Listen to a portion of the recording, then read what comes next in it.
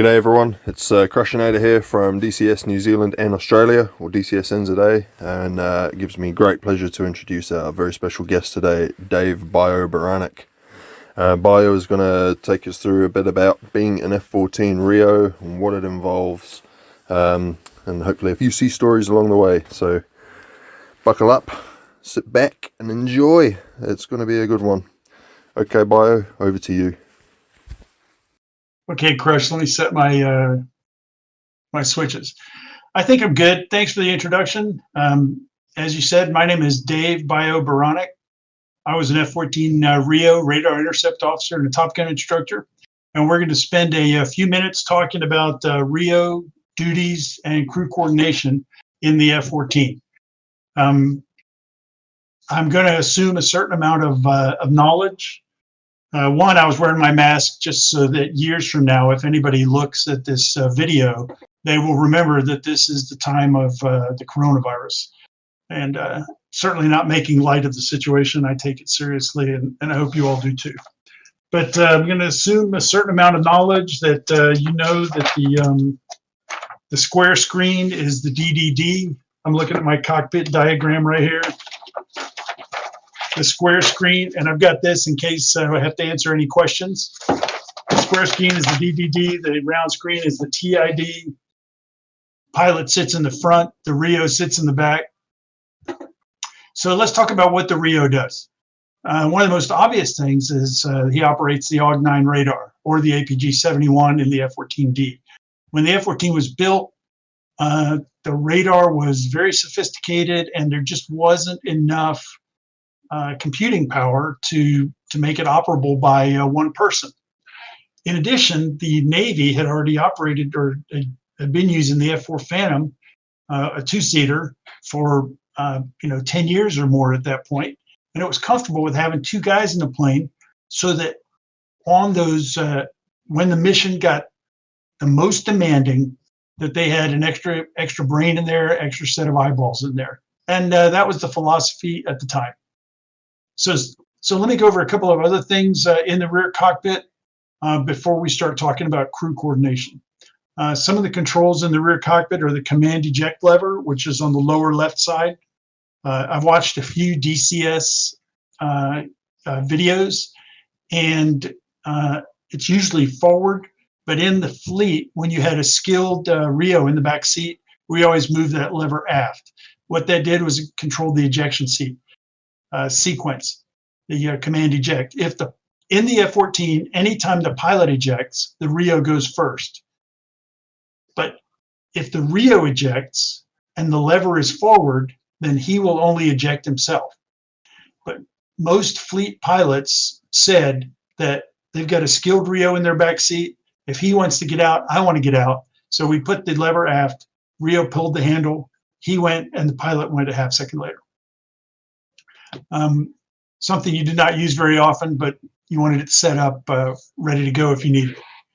The RIO also has radio controls and TAC-in navigation controls, and the pilot has duplicates of those up front. So the pilot and RIO both have radios and both have TAC-in navigation instruments. In addition, on the left side of the forward instrument panel, on the left side is the armament control panel. There are a lot of switches there that control bomb dropping and jettison functions.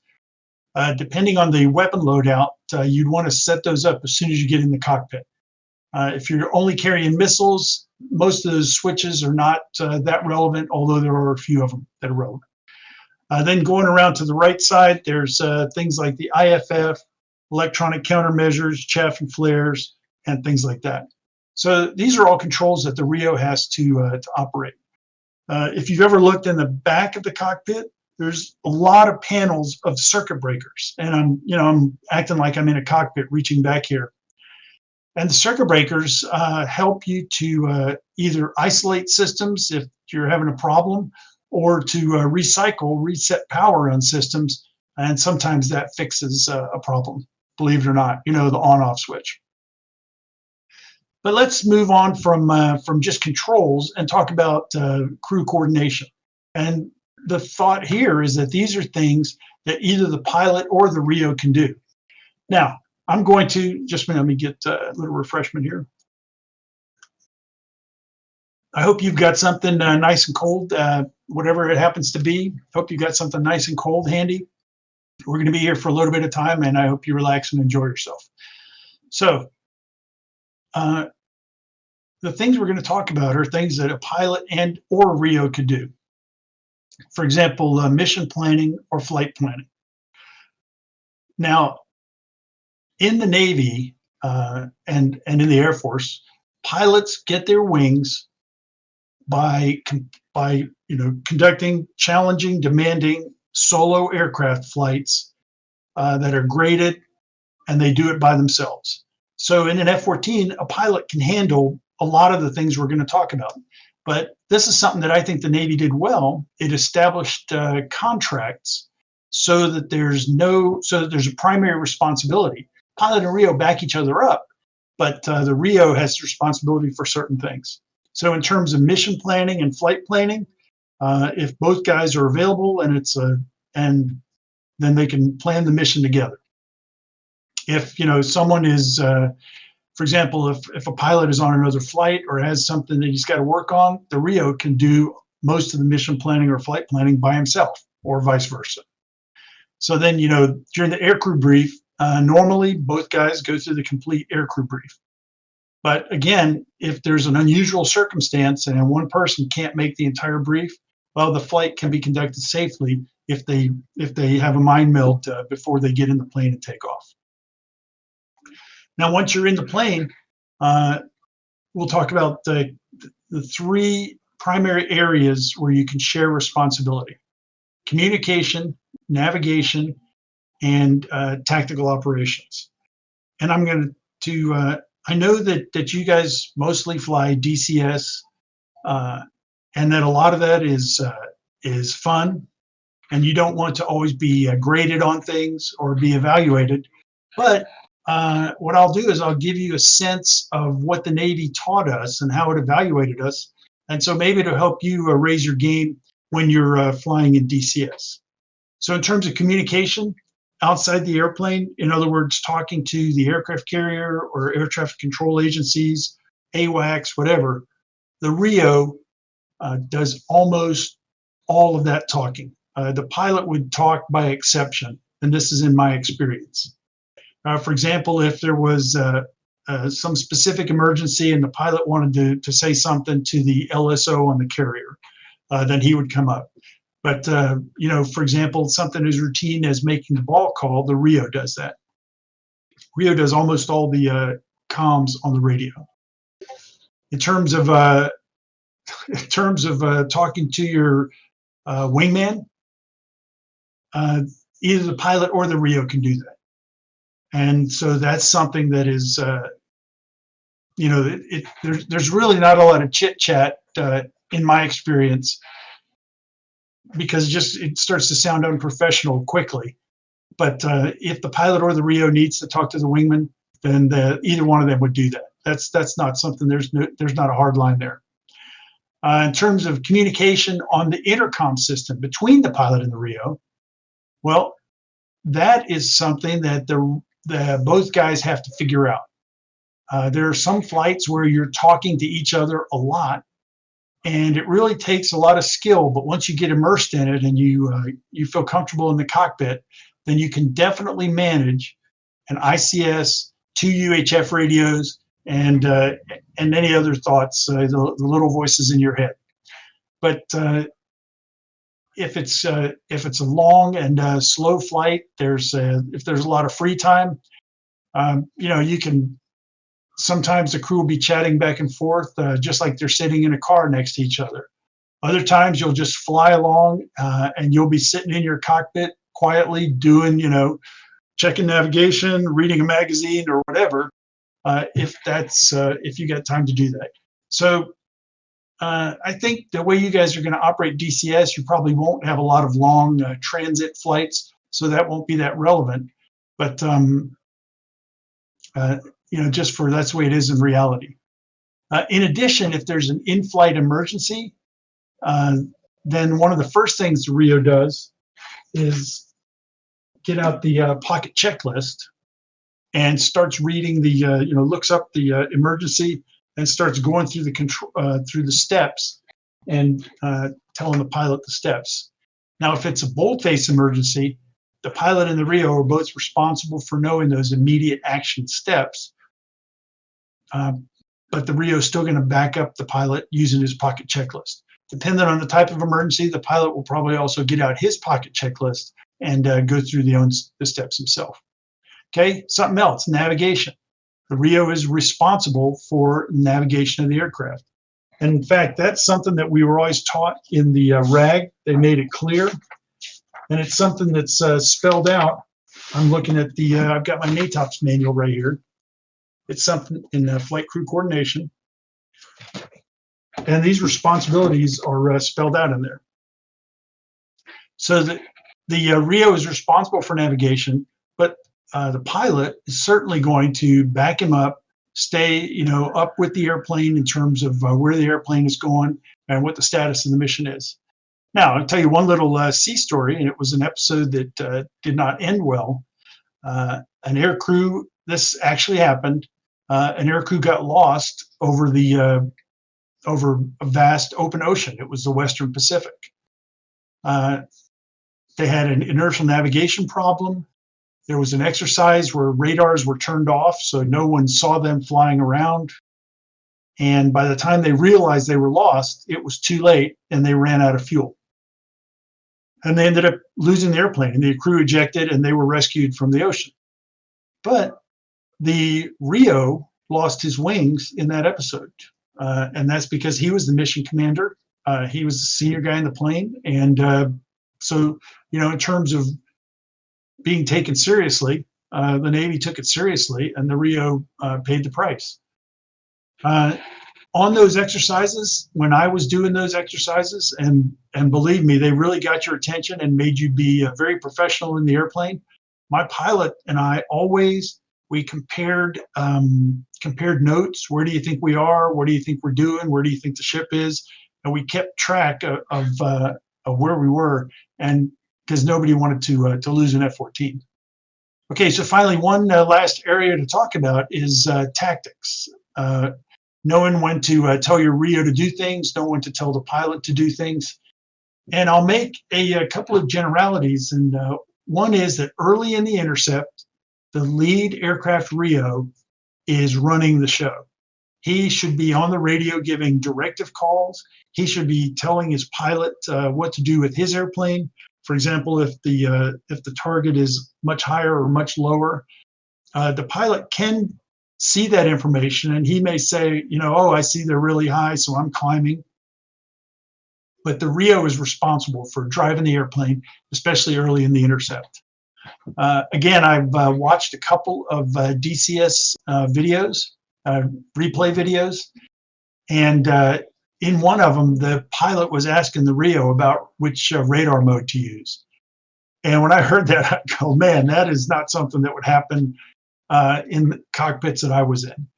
The last time that would happen was when you're a student at the F-14 RAG, the training squadron, and the instructor pilot, who is a RAG instructor, he might ask you, what mode are you in and why are you using it? But once you get to the fleet, the RIO should know what the optimum radar mode is. And, he may tell the pilot, I'm using track wall scan for this reason, I'm in pulse search, whatever. But it's not something that the pilot would suggest, oh, why don't you go to track wall scan auto? And once again, I understand that a lot of this is new in DCS. The pilot may want to, hey, just do that so I can see what it looks like. And certainly that's acceptable. But in the real world, let the RIO run it at the start of the intercept. Now, as the intercept progresses, the RIO is going to hand off the tactical, and it's not an official handoff, but the RIO is going to hand off the tactical direction duties to the pilot, and the pilot's going to be, getting tally on the targets, looking for the wingman, starting to set up to maneuver and things like that. And a lot of these things that I'm talking about are going back to when we were only shooting Fox 1s and Fox 2s. If you're using Fox 3, you've got to move your decision making out further. you got to, you start doing important things earlier in the intercept, but it's kind of a similar concept in terms of who's doing what. So that's really all I have in terms of my prepared remarks now. And so Crush and team, Murder, other guys, I'm ready to start the flight simulator if you want, and you may want to put up the screen while we make the transition. Thanks for listening.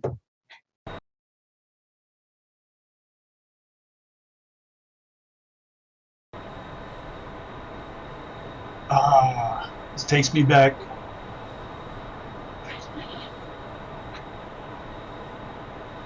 Okay, so we are sitting on the carrier flight deck. I'm going to just give you a narration walkthrough. Let me see. Let me check. Let me set my volumes here. Okay, there we go. First thing is what we're going to do now is we're going to look inside the cockpit because this is what we've planned for this session. But while you're on a carrier, both guys, pilot and RIO, spend a lot of time, we call it head on swivel. Spend a lot of time checking outside all the time. And of course, your peripheral vision really helps you. Let's start with the lower left. We'll do what's called a cockpit wipeout. Very good, thanks. You go to, you just start checking off your switch. You set up all your switches before you even add power to the airplane. But then you go through, once you start up the airplane, you start getting your inertial alignment. You go through and you check everything again.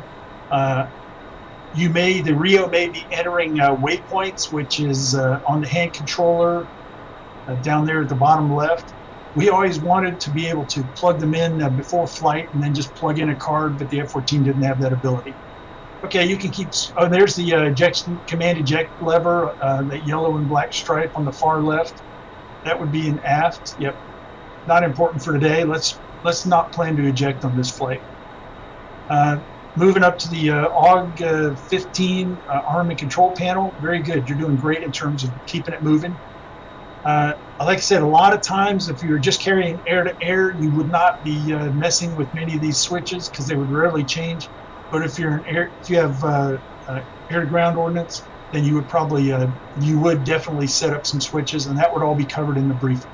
Okay, so go up and look around look at the instrument. Let's start with the altimeter, for example.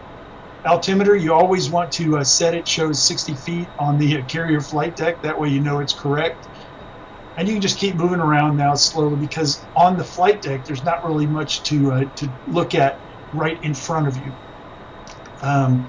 Well, real quick on the TID, which is the round one, in case you're not sure, the TID display, you would be monitoring onboard checkout. You and the pilot would also be tuning any missiles. If you have radar missiles, they've got to get synchronized with the airplane's radar. Just thousands of other things. Continue to go over to the right now and look on your other little lower panel on your bottom right. And you're going to want to set up your expendables, your chaff and flare program. And excuse me, this is something else that's probably covered in it is covered in the brief part of your flight plan. And you want to make sure those switches are set up. IFF, squawk, all that stuff's got to be taken care of. So while you're doing all this, every once in a while there's some guy running up to the side of the airplane, holding up the weight, well, not the weight board yet, but maybe holding up a message, asking you about a system. You and your pilot are coordinating things. So you got a lot to think about.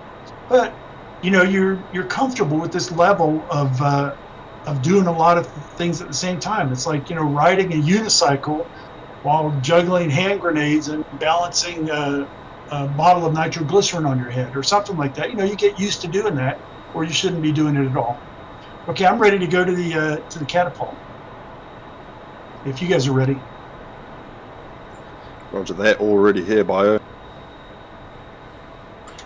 Righto, Uzi flight is ready for launch. And when you go to the catapult, the wings are out. You do control wipeouts, coordinate with the pilot. You watch the guys on deck, and then the cat shot comes. In the F-14, you take a cat shot just sitting upright. You do not put your head all the way back. You sit upright and just sit there and let it happen. Once that cat fires, that jet, you're going flying. You know, if there's a problem, you won't go very far, but you're leaving the flight deck. Okay, Uzi Fight is powering up on the cap. What a cool feeling. This is a very realistic depiction also. The cockpit is realistic. It's got chip paint, it's got, you know, worn pieces, and that's just the way an F-14 looked. Because even if it was brand new, it quickly became used. Okay, we're going to launch now. Okay.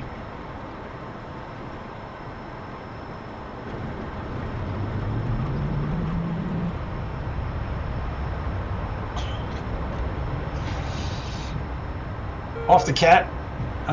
It feels great to get airborne. Nice job with the clearing turn. What you do is you climb to 600 feet, do a clearing turn away from the center line of the carrier, climb to 600 feet, and then fly out on the departure headings.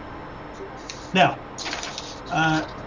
something else is that when you're in an F-14, as soon as you get off the cat, it's like turning the page. You've got 1,000 other things, 1,000 more things to start worrying about.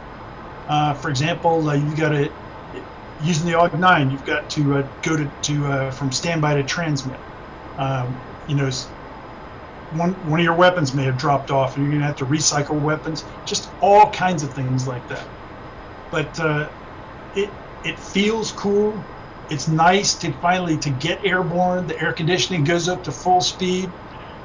You can look out, you know, you may see a rain squall, you may see a rainbow. You can look down, you may see some fish in front of the carrier. It's cool. You can enjoy yourself for just a minute while you're heading out on your mission. Depending on what year it is and what your mission is, you may be in for 2 hours of solitude.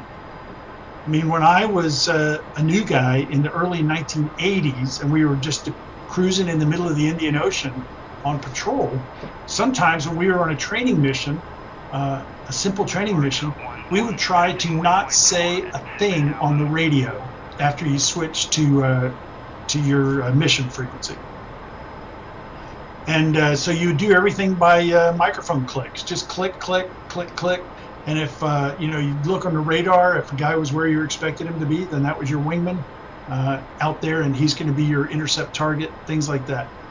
Other times, for example, in the Persian Gulf during Operation Southern Watch, once you get airborne, almost immediately you're starting to switch through control frequencies, working on mission tanking and all kinds of things like that, checking in.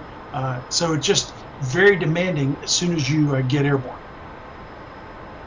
But and for DCS, you can. I've seen the replay videos, and a lot of the missions are very complex, and that's good training. You know, when you're out here flying these complex missions, one of the most important things is to debrief your performance.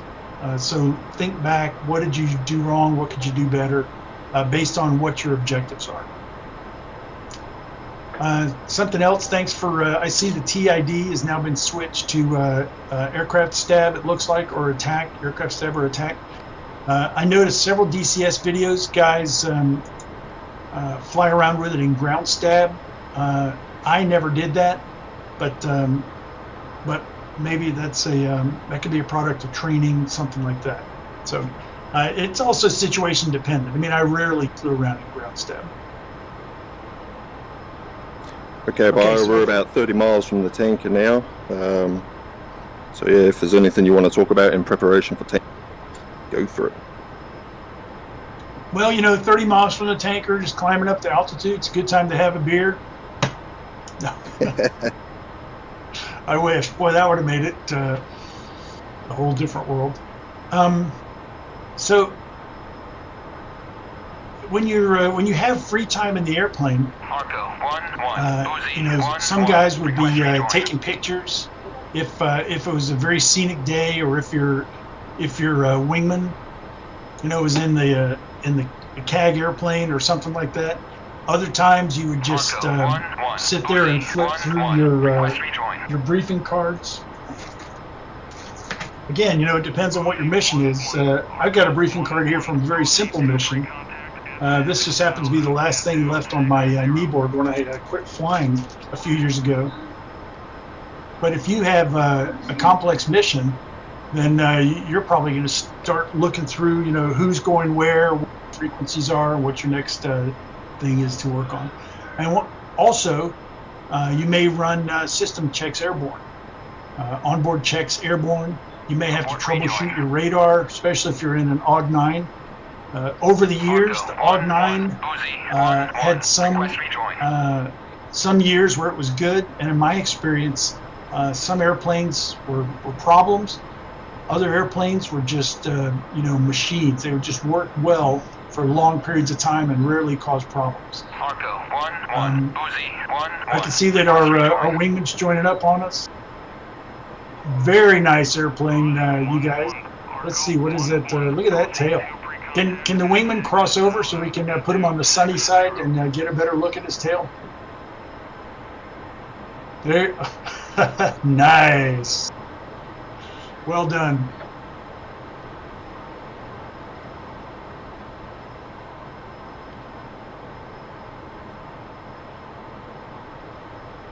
Look at that, cool.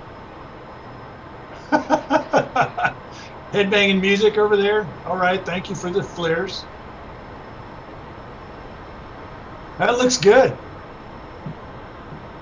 Okay, so as we approach the tanker, in my experience, there were different kinds of tanking. Sometimes back in the 80s, when we were, like I said, just on patrols in the Indian Ocean, we would always have a tanker overhead the carrier day and night. And every flight, you would fly up, join on the tanker, and plug in and get a tanker plug. Now, the terrible thing is that a lot of times they would not have fuel that they could just transfer fuel. So the pilot has got to sit there, and it's very demanding flying, especially when the Navy does tanking. He's got to get his probe into the basket, and he does that, and he gets no reward. He gets no additional fuel. But the reason we had to do it was to check the baskets, make sure the store worked, so when you needed it, it was there. And also because tanking is a perishable skill. And so the pilots wanted to do that. It's best for pilots to do it on every flight, so they never got too far from doing it. At night, you would go overhead the ship. You would fly, up to the altitude. You are not on positive radar control. You're not on radio. You look until you visually acquired the tanker's lights. Then you do a silent nighttime rendezvous on this tanker that's flying a circle over the ship. You join inside the circle. You wait for him to give you the signal, which he holds his little light up in his left hand. The pilot does, and it's like, okay, you're cleared in. And then you go behind him and you plug. When I was a new guy, it was just amazing. I was flying with a pilot who had been experienced, who'd been on deployment, but it was amazing to me the level at which we operated. Visual patterns, precise control of patterns, precise flying, not positive radar control, and a bunch of talking on the radios. I thought it was impressive, and the standard is, you follow these procedures, you operate at that level, and that's what it takes. And if you don't, then you get debriefed and you bring up your performance till you meet the standards. So as we approach the tanker here, you would do the air refueling checklist. I've got my kneeboard here, and I don't have an air refueling checklist because it's very short, but it's basically radar to standby, and the air source goes to the left, I believe. So just a couple of little things to prepare the airplane for the plug. Something else, or one reason we put the AUG-9 in standby, which probably, I hope it's not going to be an issue in DCS, but is a lot of static electricity between the two aircraft. And when you plugged, sometimes you'd see a static discharge from the probe to the basket. And if your radar was on, it might cause a problem with the radar. So now we're doing a nice controlled join up, and you guys can go ahead and just fall in behind them if you want or whatever, just to expedite it. I'll just make the comment, in the fleet, you always join on the left side of the tanker. Even if it's an Air Force tanker, their procedures are the same. We joined on the left side, got cleared in, and then we went in and tanked.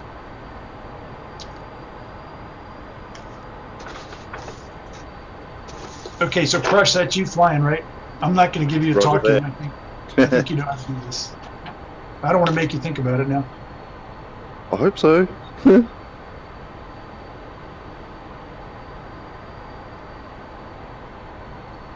S3, good tanker.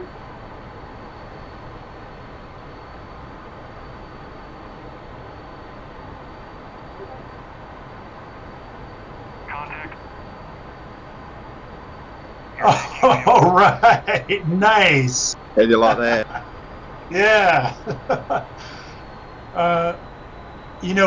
We used to take videos, and if you're taking a video of the pilot tanking, and he doesn't get it in the first time, okay, then he'll back out, delete that video, and try it again until he gets in on the first time. Hey, we do the same thing. All right, you guys got that figured out.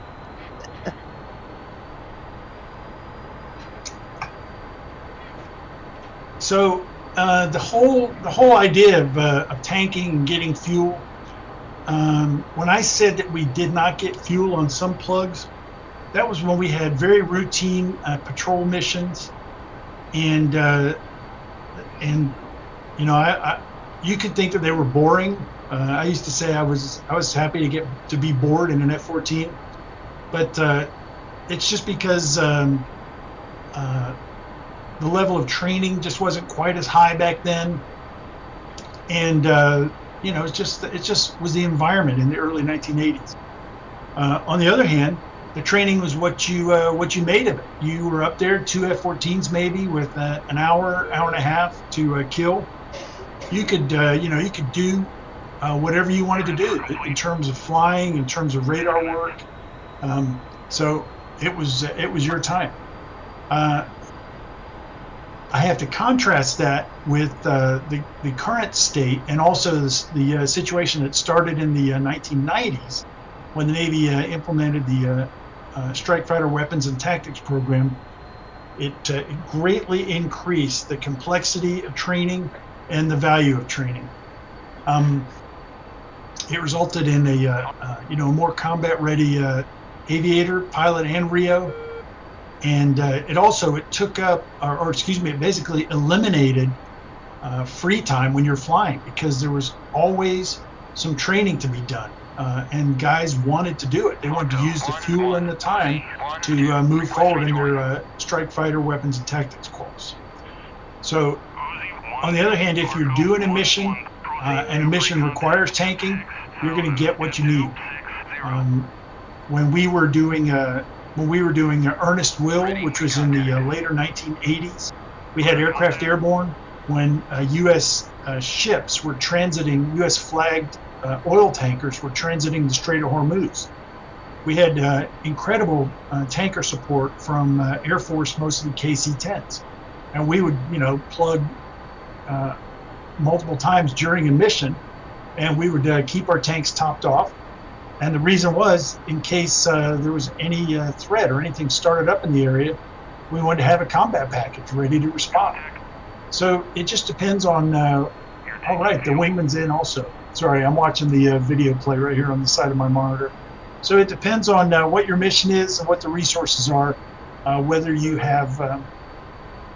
get fuel or whether you just get practice plugs, dry plugs. I always prefer to get fuel. A fighter, the only time a fighter has too much fuel is when he's on fire. And there's a lot of great ways to get rid of fuel. A tanker can just give it to you. And you can get rid of it. You'll figure out a way to get rid of it.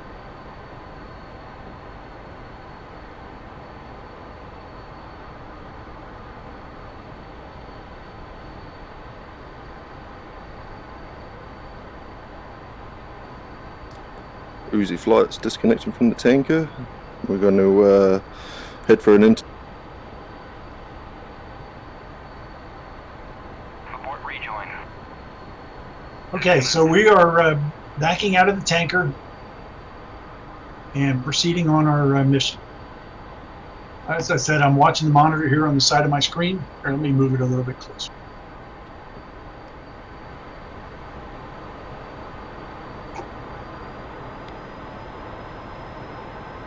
Okay.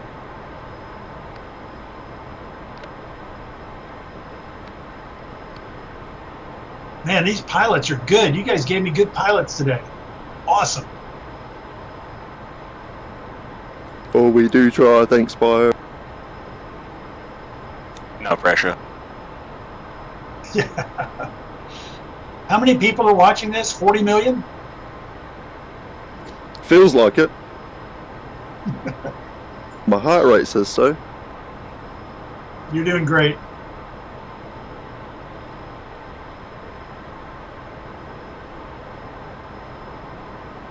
Okay, so I'm just watching the TID sweep around. If you guys that are flying the DCS, you see the altitude above and below the antenna train angle on the left side of the TID. That was a relatively later development, or it came about in the in I think the mid to late 80s. And it's a nice development. It's a cockpit aid that makes you have to do less math real time, but it tells the high and low of the antenna scan volume. In terms of radar modes, if we're doing an intercept over water, I am probably going to be in track while scan manual, plus or minus 40 degrees. I might be in 20, but I'd probably be in 40 until we detected the target.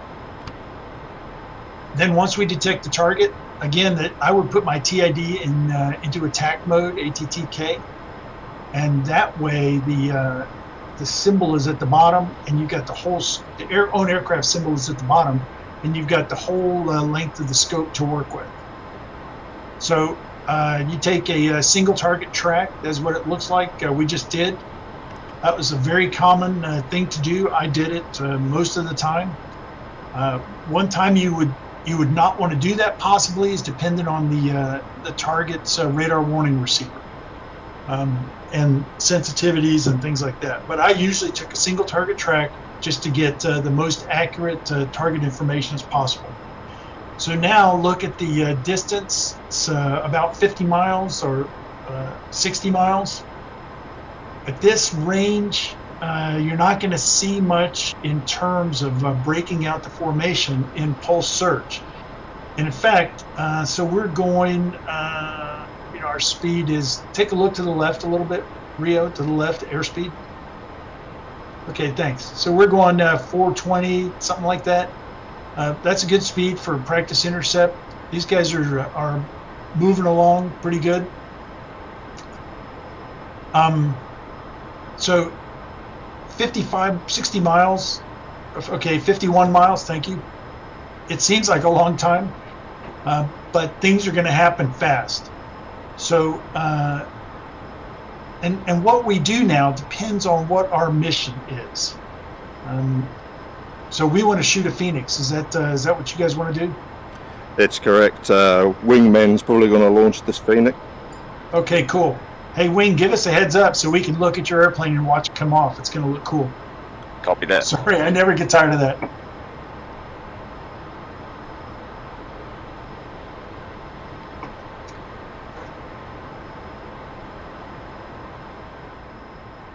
Now, something they taught us in the RAG is if you're going to launch a Phoenix out at range like this, you want to make sure that you get exactly the right target. So we called it forcing a phono.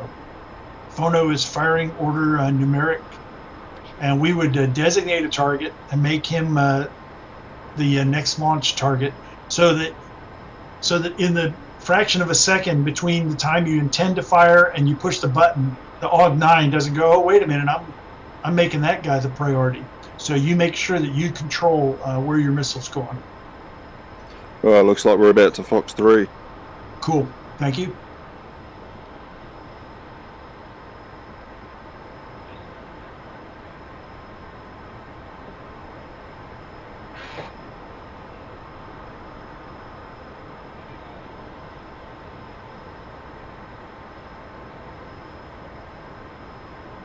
I'm just waiting to watch the missile come off, then I'll start talking again.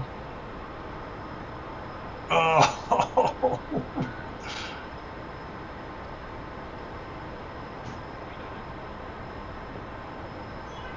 So the range at which you launch the Phoenix is just, or any missile, AMRAAM, Sparrow, even Sidewinder. Fox 3. Okay.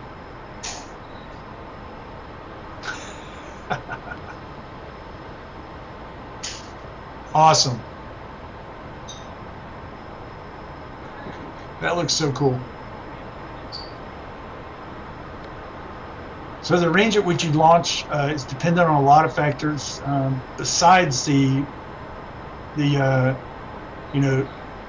altitude and airspeed and launch range, but the most of our missiles now, certainly the radar missiles, have a pretty good WEZ, weapon engagement zone, and so you want to shoot. Do you want to take first shot? Do you want to shoot part of the envelope? Do you want to wait till no escape zone?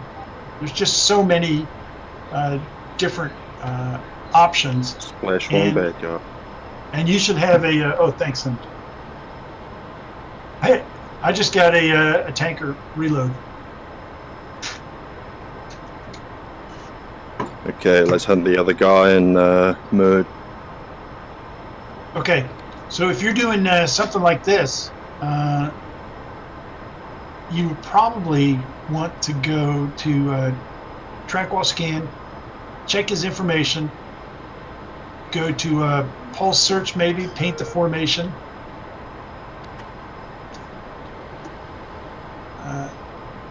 Because track wall scan, especially in the OG9, sometimes has a problem resolving multiple.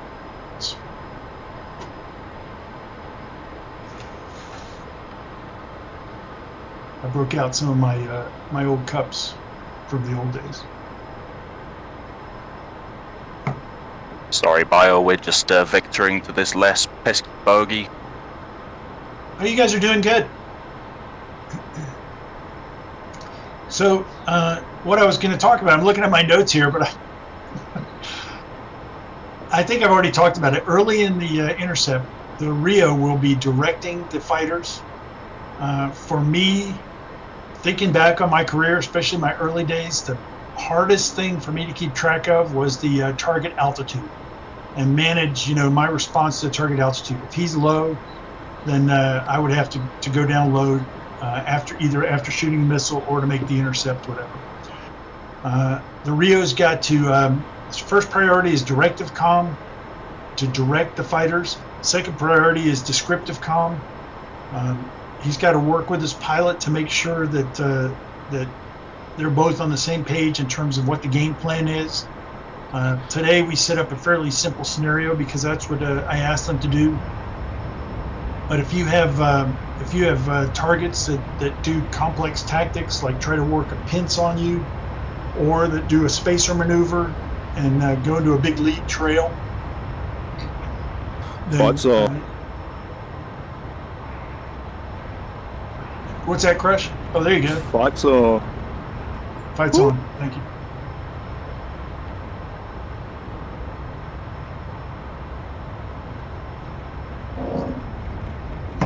Okay, in an engagement, pilot is going to be looking at the target. He's going to be fighting the jet to kill the target that is his priority.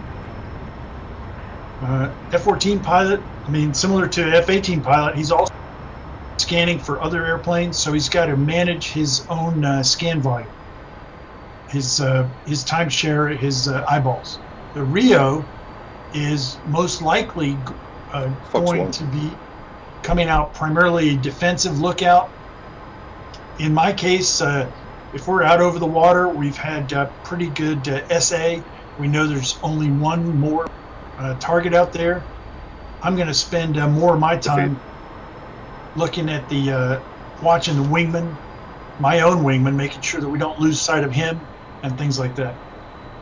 So you will have to, the pilot and the RIO both will have to timeshare their scan depending on the tactical situation, whether you're offensive, defensive, how many of them, if you're outnumbered, whatever.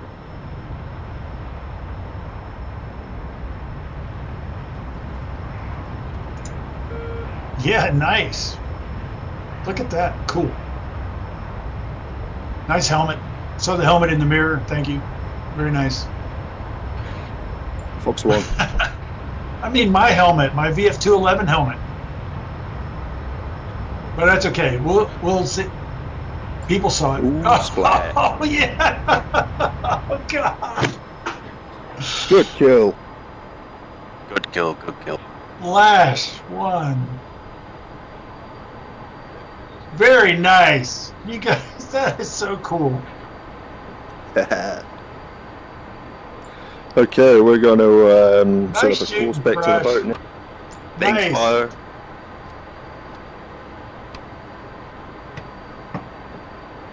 So, when I was back in the day doing this for real, we either had to imagine it, unless you were on the tax range, then you could go back and look at the replay and you could see the missile come off.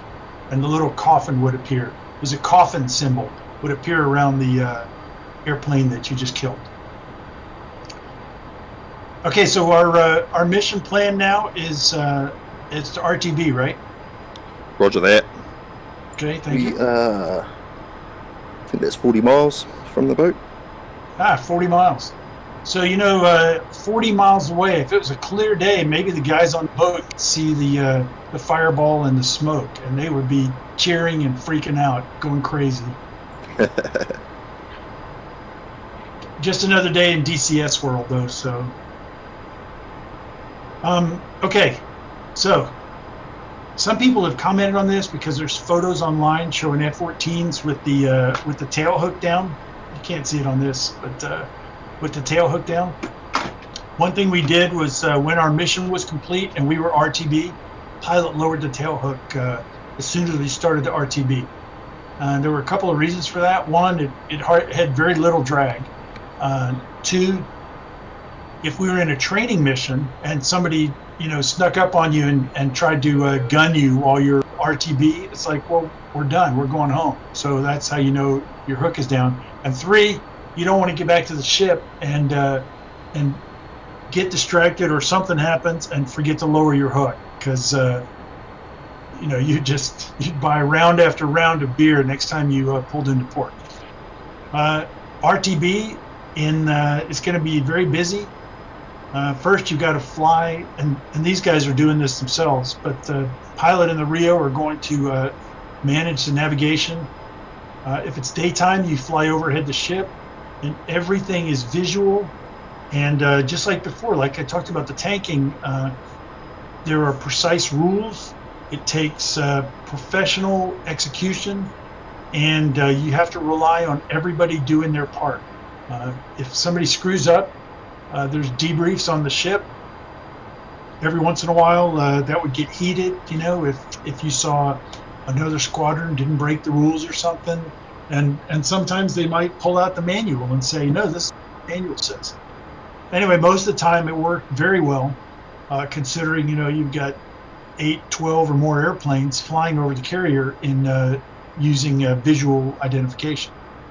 If the weather is bad or if it's nighttime, then you go to radar controlled approach, and the carrier sends you to a holding fix, and you sit out there and hold, and you wait till they call you down, and they do a verbal approach. So Murder Crush, if you guys want to say anything, break in, let me know. Otherwise, I'll keep going. No worries, Bio. It's what we got to go, about another 20 miles, and then we'll enter a case approach, pit and brake, and hopefully get that through. Okay, good plan. I like that. Good plan. When you are RTB, the air crew talks about the RIO starts to get make sure he has a good airplane status. you got any downgrades up front, the pilot tells you, this system doesn't work, that doesn't work. And a lot of times the squadron would have a code card.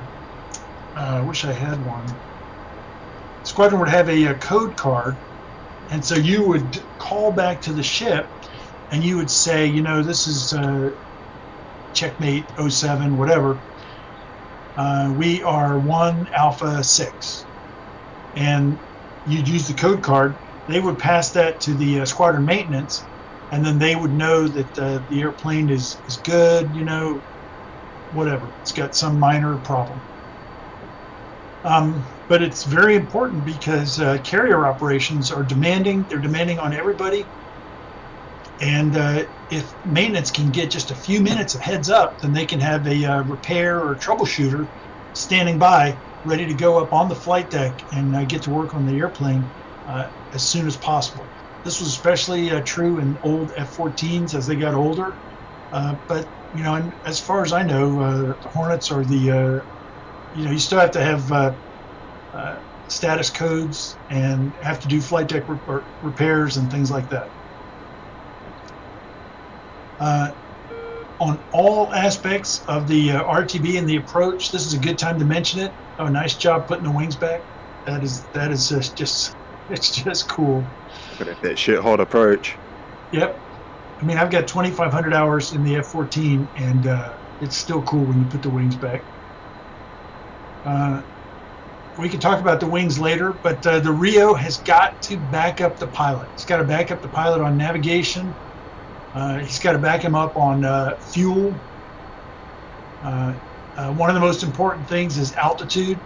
It's a sad tragedy, but every once in a while, a two-seat airplane will fly into the water, and it's just heartbreaking. And you don't know what the cause is, whether the crew had an airplane problem or what. But and there's also stories of guys who busted altitude and caught it and come back to the ship and they go, oh my gosh, we're lucky to be alive. And they don't say, oh my gosh, they say something a lot more profound than that. And so, we're not going to get this part, but after the flight, you can debrief in the ready room, the official debrief, and then you can go back up to the wardroom and either have dinner or have a cheeseburger or whatever, and just sit there and talk about the flight. And I mean, even though we did this every day, we were with these same guys, it was so intense, and it was so much, fun on so many levels that we sat there and talked about it a lot. It's just natural. So now we come into the break. Oh, I buggered that up. What's that? I had my eyes on the wrong boat. It's the big one. It's not too bad.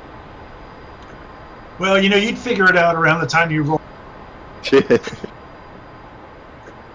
Where's the landing strip on that destroyer? Yeah.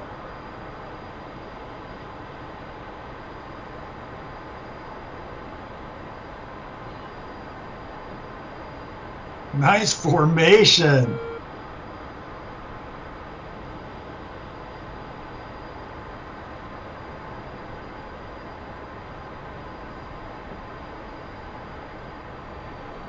Okay, crush, murder. One thing that I got to tell you is the lead should be on the left side of the formation and break first. But next time you guys can do that. Thanks, mate. Yeah, sure. It still looks cool, believe me.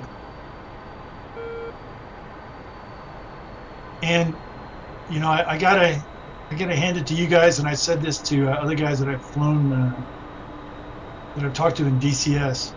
You guys are doing a lot of great flying, and when I throw out comments like that, it's just something for you to consider. But I watched some of the big exercise videos and things, and there's a lot of great stuff going on. Thanks, Bio. I wouldn't speak too soon, though. I haven't got it down yet. Okay. All right. Wait.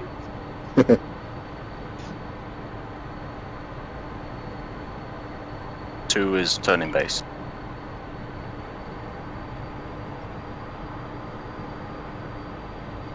Here's something else. I mean, so it feels comfortable for us to talk on the radio, turning base and all stuff like that.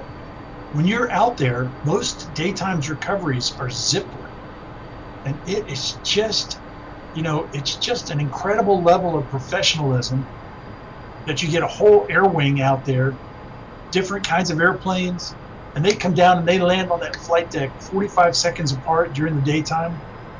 No incidents, just snap one after another. Radio's silent. It's just very cool, and it gives you a feeling of satisfaction to operate it though.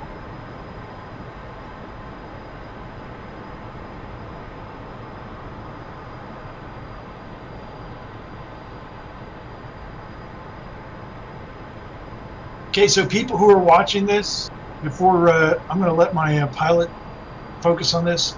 People who are watching, we're going to take a short break and then do a Q&A after this. So stay tuned. And as soon as we touch down on the deck, okay, so I'd be going on speed,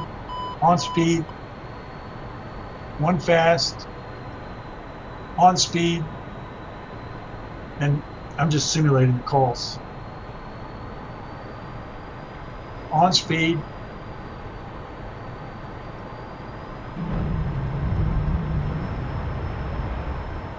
Oh no! Oh, yes. Sorry, Craig. I made you nervous. Sorry, man. It's alright, mate. We'll have one more go. Okay, well, we have just a minute doing this. When I was a brand new guy going to the ship, I flew with a pilot named John Boy. John Boy's a great guy. And at night, we'd be coming in for night carrier landing.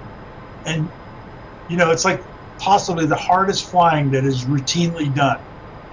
And John Boy is, thinking. And I'm a brand new guy. And I'm sitting there going, hey, John Boy, look at that destroyer down there. He's got his lights on.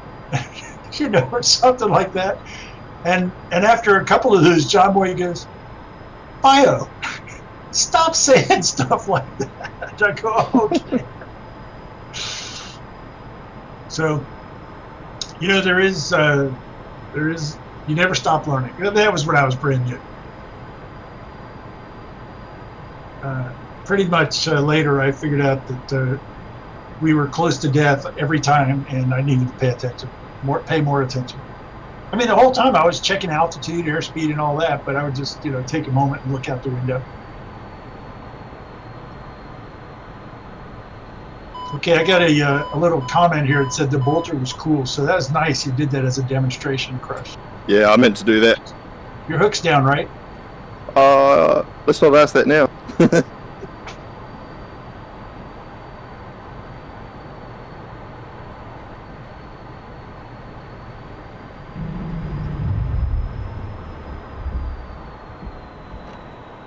That familiar tug. Man, I can't help but I'm sitting forward in my seat. Oh, glad we're down. That's Yep. good. Well done, you guys. Crush, status, murder, spades. Spades in the other airplane? Status and spades and That's Rios correct. today? Okay. Very nice.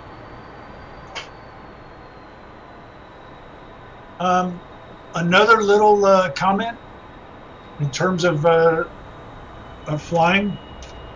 I did a takeoff checklist and a landing checklist every time. I got 2,500 F-14 hours, so which is how many flights, more than 1,000, whatever. And I never memorized the checklist. I always pulled out my knee board and I went down the checklist item by item. And if we got interrupted by something, if we're doing a takeoff checklist and somebody comes out and tells us something, I put my finger on the item. So when I came back, I knew where we stopped. So it's just because, you don't want to be the guy that screws up something basically. Okay, once you're done parking the jet, let me know and update us on our schedule. And Roger that, Bio. So we're just about to go to intermission screen just for a moment. I'll go wipe the sweat off my face and we'll get into a queue.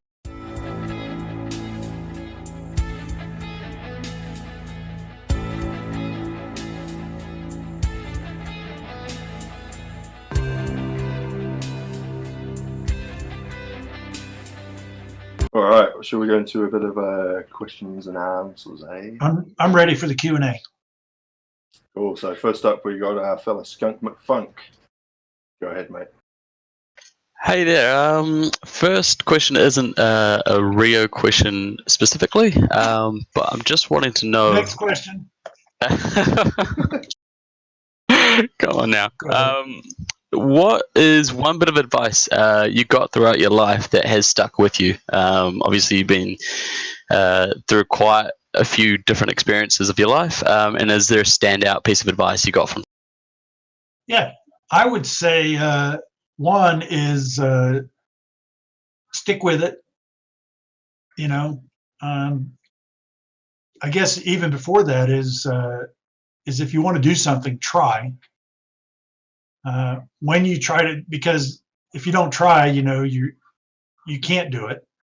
And I'm serious. I mean, there were times when I thought the odds were against me, or something, you know, wouldn't happen or whatever. But I just started down the path, and there it was, and it ended up working out. But also, and I'm thinking of other guys that I know also who have done stuff like this. In addition, it's not easy. Very little of these things are easy, and so stick with it, because reward is going to be worth it. I mean, so you know, I can't tell you the number of times that I had to go or had to spend like a Friday night studying or a Sunday night studying instead of going out to a bar back in the early days. But you know, that's what it took to get through flight school. So try, stick with it, and then also have a plan B. So if things fall apart, have a plan B. So 3 pieces of advice. Is that okay? Yeah, wicked. All right, next up, we had a question from one of our RIOs, Ragnar. Unfortunately, he's not with us at the moment. He's at work. Ha ha ha. So this question from him was, he said, in one of your books, you mentioned rear quarter drift control. Can you please explain this process? Hold on, I mentioned which one? Rear quarter drift control. Rear quarter drift control. Oh man, yes. Rear quarter drift control was something that they taught us in Pensacola, and it's when we had to do manual radar tracking of a target through an intercept. So here's the target. Here's the fighter coming around. And what he wants to do is, right now he's got the target about 45 degrees off. And so in Pensacola, what they taught us was you had to manually calculate estimated degrees to go. So the bandit is heading 360, you're heading 300, you have 60 degrees to go. The target is 35 degrees right of your nose. You need to tell the pilot hard turn or ease the turn. And I mean, I'm thinking back, because I haven't thought of this in quite a while, but you had to do all these manual mental calculations while manipulating the radar and looking at a little screen and tell the pilot, you know, how to change his turn. And we did. And I actually, I mean, I was a little bit sloppy, or I was lazy or something. I just wasn't prepared to do that on a flight where they evaluated that. My targets today were an F-5 and an F-14, but back there in Pensacola, it was 2 T-39 Saberliners. I was in one Saberliner with the radar, and the other Saberliner was our target for this run. So that's what rear quarter drift control is. Yeah, it takes me back. Awesome, thanks, Bio. Next up, we got a question from Numbers. So you saw there, Strix.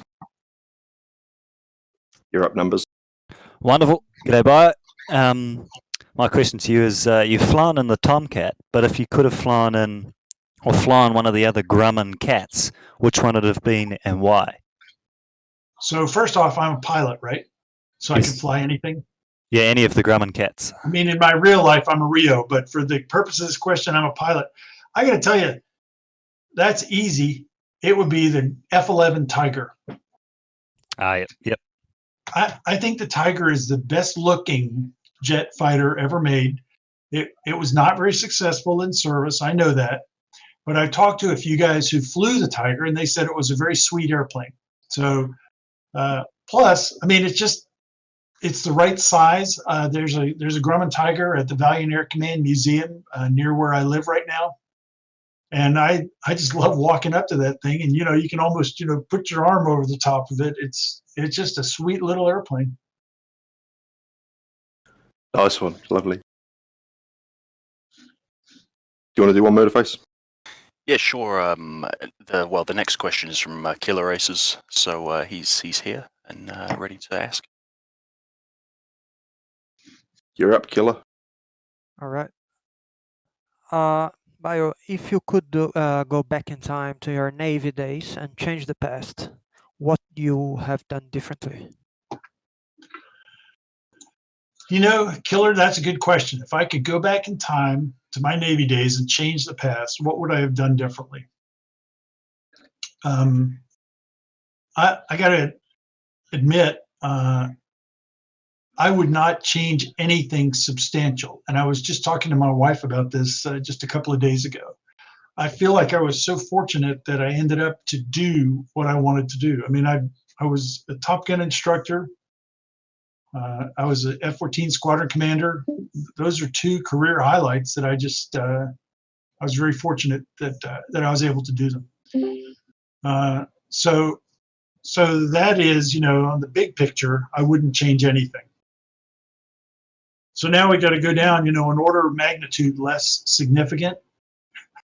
I would have taken more pictures. I took I've got a few hundred pictures from my time, but I was there when they filmed the Top Gun movie, and we were hanging out with Anthony Edwards, Tom Cruise, Tom Skerritt, and I have no pictures with those guys. And then I flew, we were flying a detachment against F-15s. And so, every day my squadron of F-14s would go out in formation with F-15s, and we'd go out and fly intercepts, we'd fly engagements, and I took no pictures of those guys. And I would love to have a picture of F-14s and F-15s. So I know it's kind of superficial, but it gives me a chance to think back on all the cool things that I just have to remember, and I don't have pictures of. Did you have something? Were you thinking of something else, or is that a good answer? That sounds like a pretty good answer to me. Okay. It's a great answer. Thank you. Awesome. Next up, let's have one from Zorro. You're up, Zorro. Oh, hello. Hey, Bio. Hey, Zora. Hey, so I just wanted to know, if you were fighting against the F5, what are the do's and don'ts in the Tomcat? The biggest don't for the F5 is don't lose sight. The biggest do is remember that even though he's got some magic moves in the engagement, he is inferior to you and your F-14. And so what you need to do is conserve your energy, keep the press on the F5 to make him bleed down his energy, and then be ready to pounce when you've got him slow and when you have an energy advantage. So I'm not going to say always go one circle, go half flaps, or anything cool like that. I mean, I would like to give you, okay, step 1, 2, 3, and maybe there is a Tomcat pilot who could give you those, but I would just speak in generalities, and that is don't lose sight and keep the press on him. It also, it depends on what weapons you've been given for the engagement. When you asked me the question, I defaulted to thinking that he had aim 9s and guns, you had aim 7s, aim 9s and guns. And so you've got a better weapon system, you got a more capable missile, but the important thing to remember is that your airframe is superior to his. Just as a little add-on to that question, Bio, was it very common for an F5 to kill an F-14?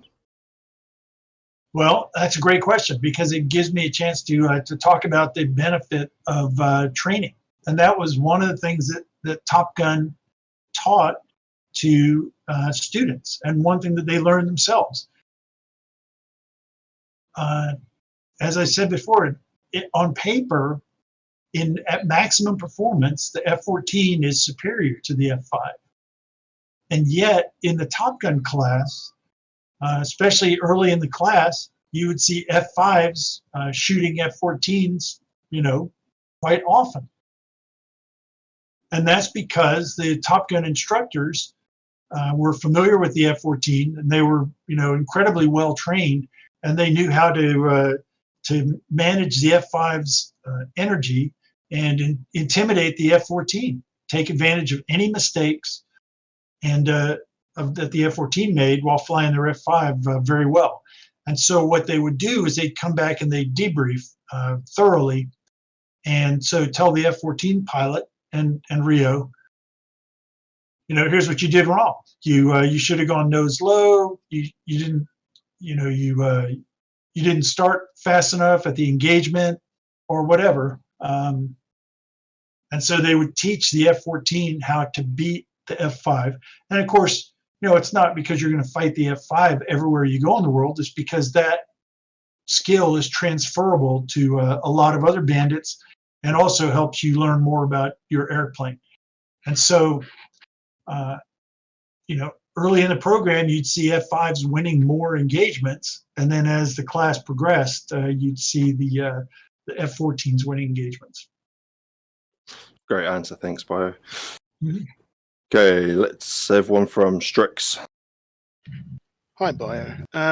You mentioned in an interview you had thought about transferring to England to be the WSO in the Tornado.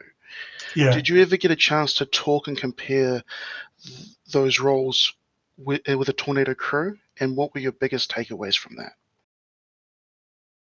So you're talking about my very first preference card was to go to England and be a backseater in the Tornado. And then the question is, did I ever talk to Tornado crews about RIO roles? Yes. And so the reason that I did not go to England and fly in the Tornado was that I saw that I had the opportunity to be an instructor at Top Gun, and so that was that became my first choice. And so I had to change my preference card to my preference was to be a Top Gun instructor. Then the other thing was I have not ever debriefed with Tornado air crews because I was a West Coast guy. I always left out of the West Coast of the United States, sailed across the Pacific, and just never worked with tornadoes. What I need to do is spend some more time online listening to some of the Tornado aircrew interviews. Yes, I'm familiar that there's a kind of a popular interview that talks about a Tornado pilot, I think, working with a Hawk and sneaking up on F-14s out of the Mediterranean. And, I heard that and I go, oh, good for them. The F-14 guys should have been ready for that. But it made me think of when I was a junior officer and my pilot and I were fighting. We were scheduled to have 2 F-14s fighting against 2 F-15s. Well, one of our F-14s went down. And so my pilot and I said, hey, let's do what we've heard other guys have talked about. We spoke to each other on the radio instead of just talking on the ICS. So we talked like we were two F-14s. And we go in and we fight these F-15s.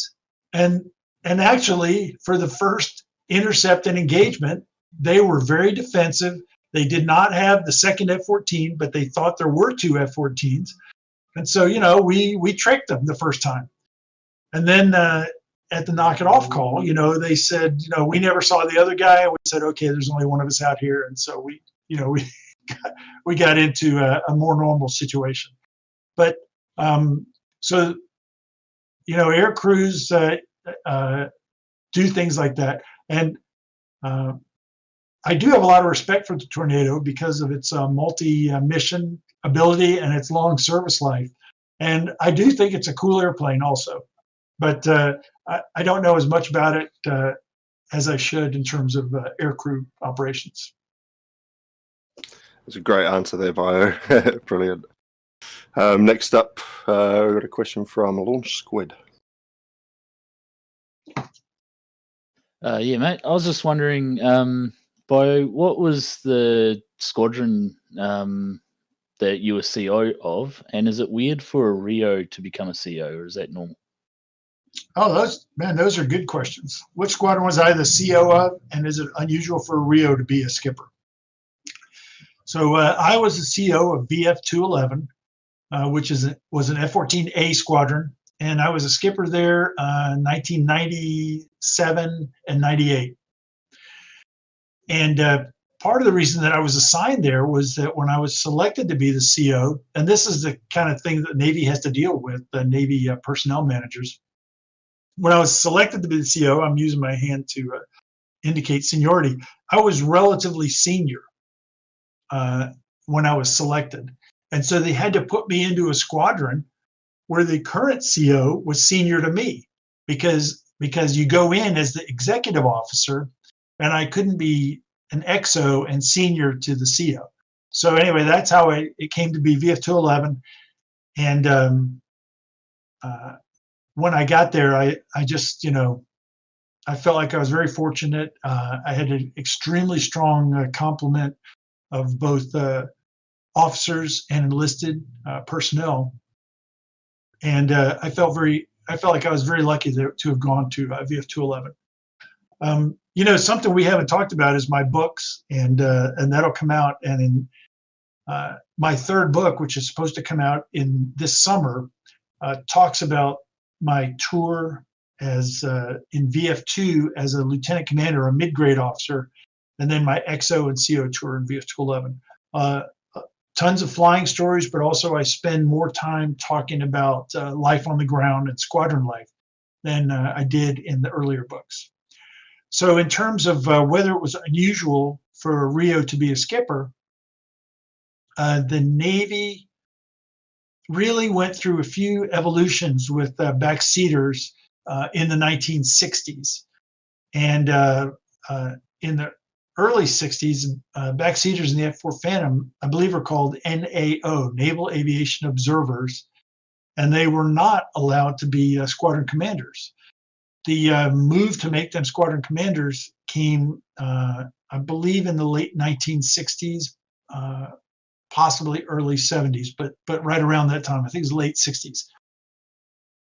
And in fact, there's a great book by J.C. Smith, who had been a pilot and then became a RIO and was the RIO for the Navy's first confirmed MiG kill in Vietnam.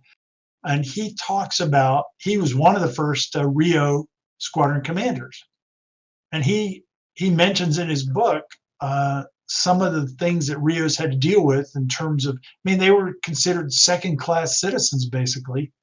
But once the rules were changed and RIOs were allowed to command squadrons, the Navy was very good about keeping it fair.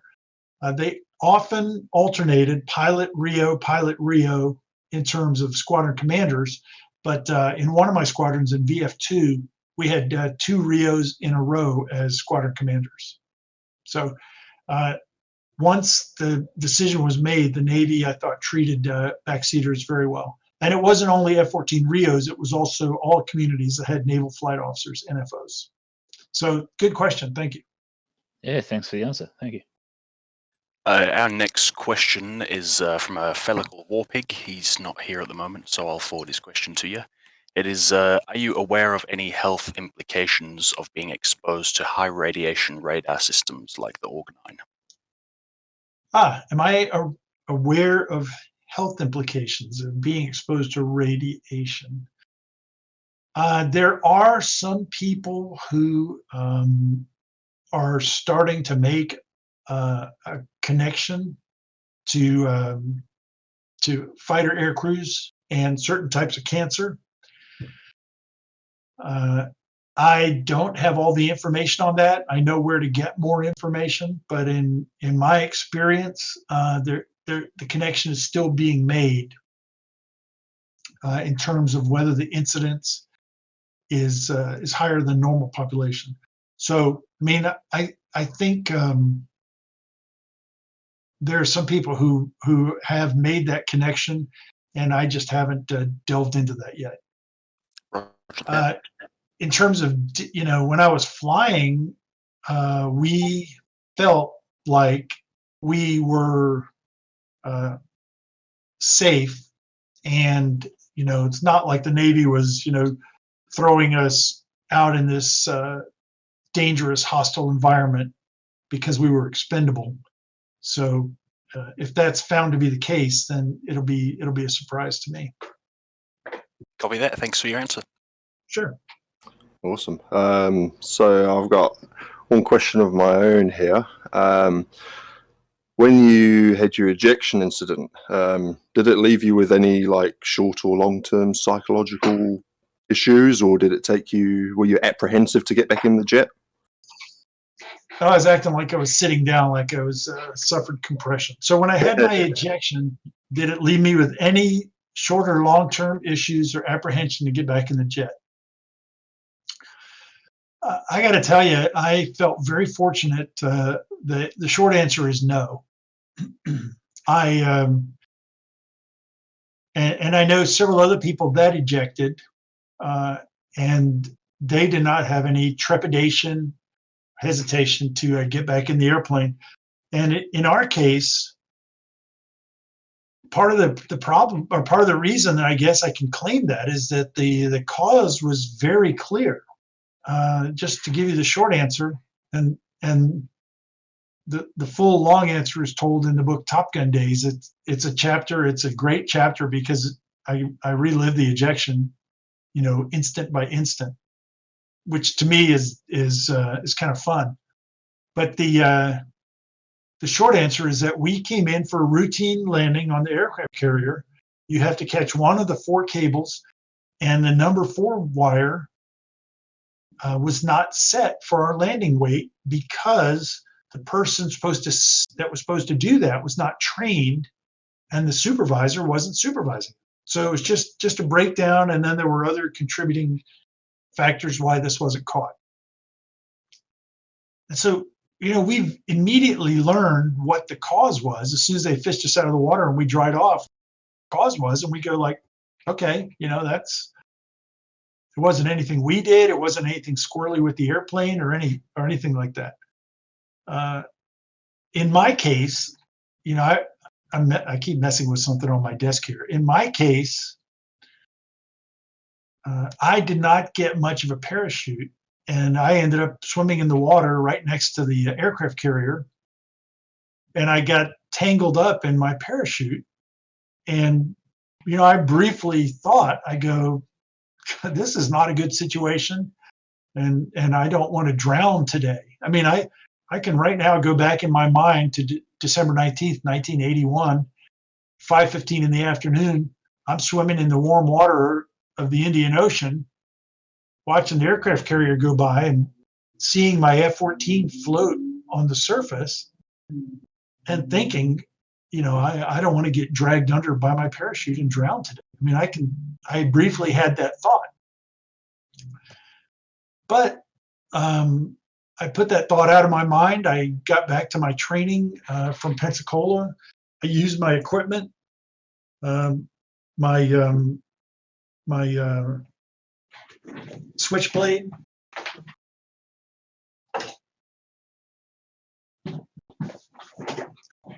This exact switchblade right here. I use this to cut open to cut off the shroud lines. Let's see if I haven't popped open the blade. Nope, it's stuck. Oh, there it is. Anyway, and I cut myself out of the lines, and then, I'm talking about all this, but the crews that took care of our equipment, the helicopter crew that was right on top of the scene and came over and picked us up, I mean, all the other people who had to do their part, everybody was there. Everybody worked well. My pilot, who was the squadron commander, Commander Bill Switzer, he survived. He had a small injury, but he got over that in a few weeks. And so we got out of the water, get back on the carrier flight deck, and I felt great. And something funny was that on my next flight, I was flying with a former F-8 pilot, Magic Morris, who's a legend in the community. And as we're standing on top of the airplane, we're cinching up our straps, which we always did. Magic looked at me and he goes, "Now, Bio, we're probably not going to have to eject on this flight." I just thought that was funny. And so for the rest of my career, I mean, that was very early in my flight. It was like 6 months after I joined my first squadron. And, and I had, just a few hundred hours. And as I said, I flew 2,500 hours. But whenever I flew, I did not think either way. I did not say, oh, I'm bulletproof. I had an ejection, or, oh, I hope I don't have to eject. I mean, I did not. It was just something that happened, and I was able to move on from it. Later in my career, when I was a brand new CO of VF-211, we did have an in-flight emergency, and the pilot and I, we started to go, okay, based on our pocket checklist, and based on some recent incidents that had happened, we started to prepare for ejection, because sometimes this caused a fire and you had to jump out. But I mean, even at that time, I didn't have any, like breakout in cold sweat or anything. So I would say that I was very fortunate. I had an ejection, and then I moved on. Awesome. Thanks, Bio. Thanks. You got time for a couple more? I do. Let's say a couple more. I still got a little bit of beer, and you're talking to a Tomcat RIO. We're talking about flying. I could sit here all night, but I'll save some. So let's do 2 or 3 more. Okay, cool. All right, next one from Status. Go.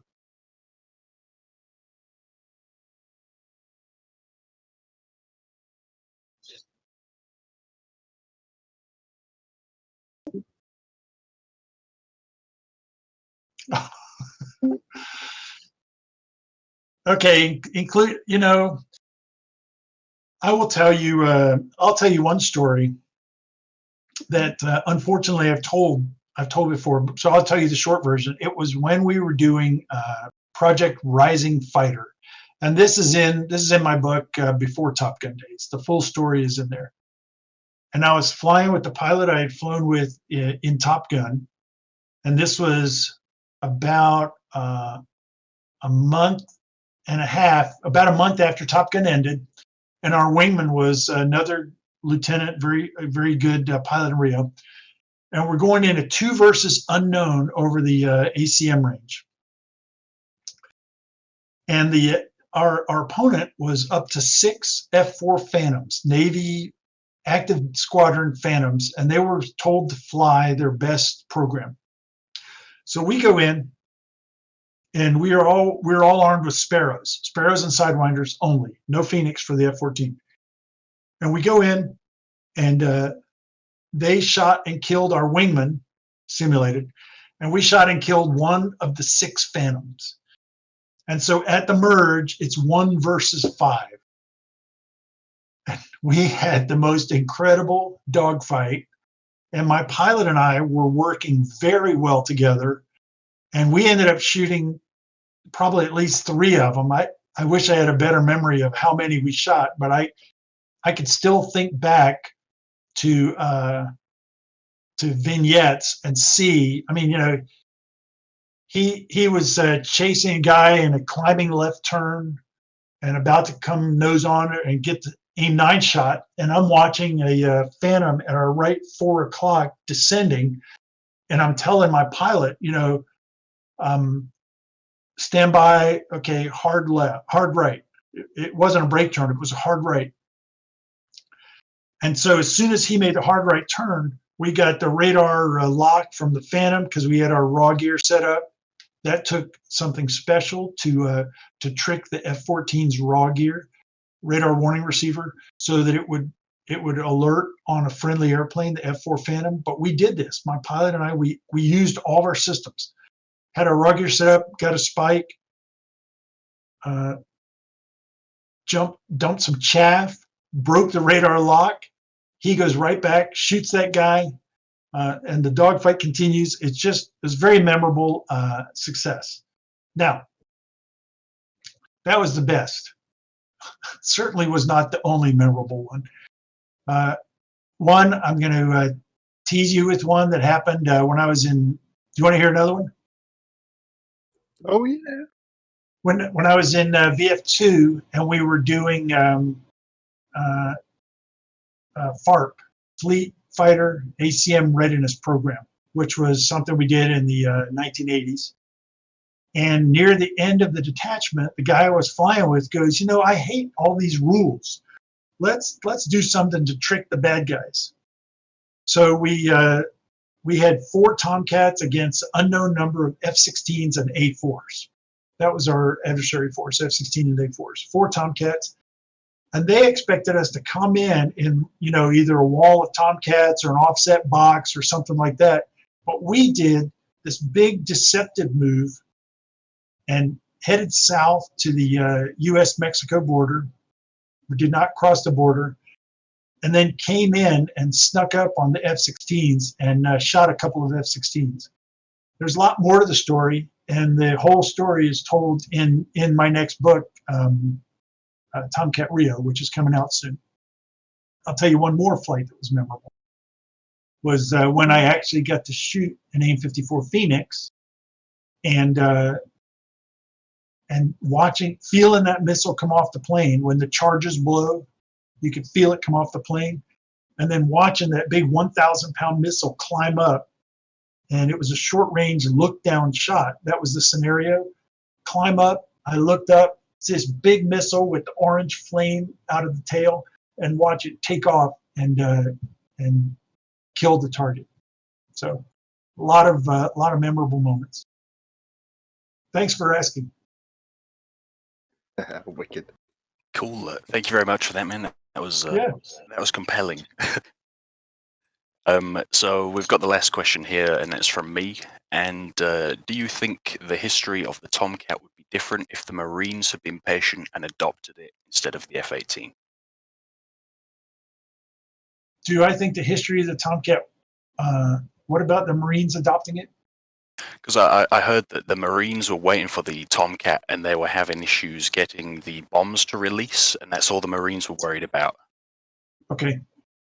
I'll just take the question in general, and yes, there is, and in fact, when I got to the F-14 RAG at NAS Miramar in 1980, there was a picture of an F-14, and it said Marines on the side of it.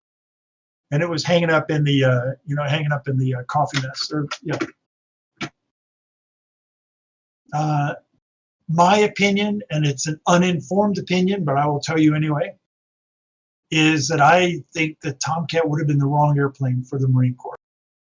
So, their Phantoms were getting old, their A6s were getting old, and they soldiered on with those until the Hornet came along. I think the Hornet was a good airplane for the Marine. It's a versatile airplane. It's more modern than the F-14, and so that was good for them. I love the Tomcat.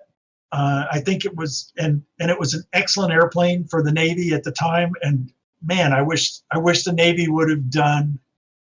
I wish the Navy would have converted all of them to F-14Ds early on and put digital flight controls, and we would have just had an unbeatable airplane.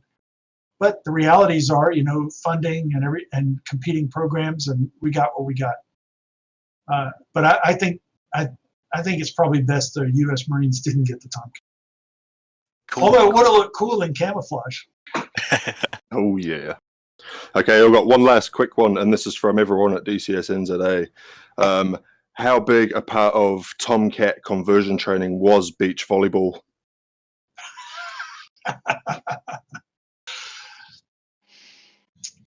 If I told you, I'd have to kill you. Okay, so fine me $5. That's what they really did. And actually, when I was at Top Gun, the instructors played the students in softball. So, when I was there 2.5 years. The instructors never lost. I suppose for the movie. It's not like we practiced either. We just, Well, I suppose for the movie they had to get the shirts off. Oh yeah, I mean there's a lot of all the scenes for the movie. Realism was the first thing to go. Makes a good story. Yeah, that's what the most important thing was. That's awesome. Well, thank you so much, Bio, for coming and visiting us. And if you want to spend a couple of minutes and talk about anything you've got going on, feel free. Crush and Murder, Status, Spades, all you guys at NZA DCS. How did I do? Yeah, this was fantastic, man. This is the best thing to ever happen. Yeah, but I mean NZA. Did I sound like a natural or not really? Rolled off the tongue. Yeah, close enough. Okay, you guys did a very nice job setting this up, setting up the simulator, setting up all the technology. So thank you so much. We will, I'll go on record here. If you want to think about follow-up events, whatever, we will can think about that. I'm also working with some other DCS air wings, so maybe I'll do that. To you guys and to DCS flyers around the world, hats off to you for pursuing this, for being so serious about it, and thanks for your attention. And I wish you happy hunting and happy flying. So that's all from here. Thanks. Thank you so much, Bio. Cool. All right, 3 cheers for Bio, everyone. You're all live on mic. Yay! Well done, mate. Thank you. Hooray! Thanks, mate. Do we have Cheers, Very Bio. much appreciated. My pleasure. This has been great. Cool, Bio. Well, we'll hopefully see you again. You will. See Thanks, ya. mate. For real. Cheers. Cheers.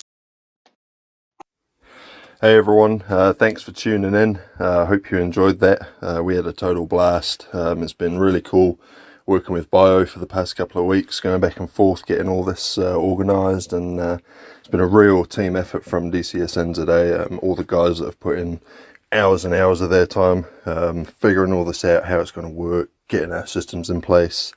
So a big thank you to everyone on the team that made this happen. If you enjoyed Bio's stories, please go to Amazon, buy his books. They're fantastic. You will really enjoy them. You can also find out more details on Bio on topgunbio.com, which is his website. Also, I want to just give a big thanks to everyone that supported us in getting this off the ground as well. Aircrew Interview. Love your work, Mike Young. Fantastic. Keep up the great work. Also want to give a thanks to the Aviator in Tauranga, New Zealand. It's sort of the mecca for DCS down under here. Craig runs a great ship over there, so check him out if you're ever in New Zealand. Also to Fights on Production, Aaron, thanks for giving us plugs, mate, and it's going to be real cool working with you in the future. Really looking forward to it. So Yep, once again, thanks everybody. We'll catch you next time. All right, see you guys.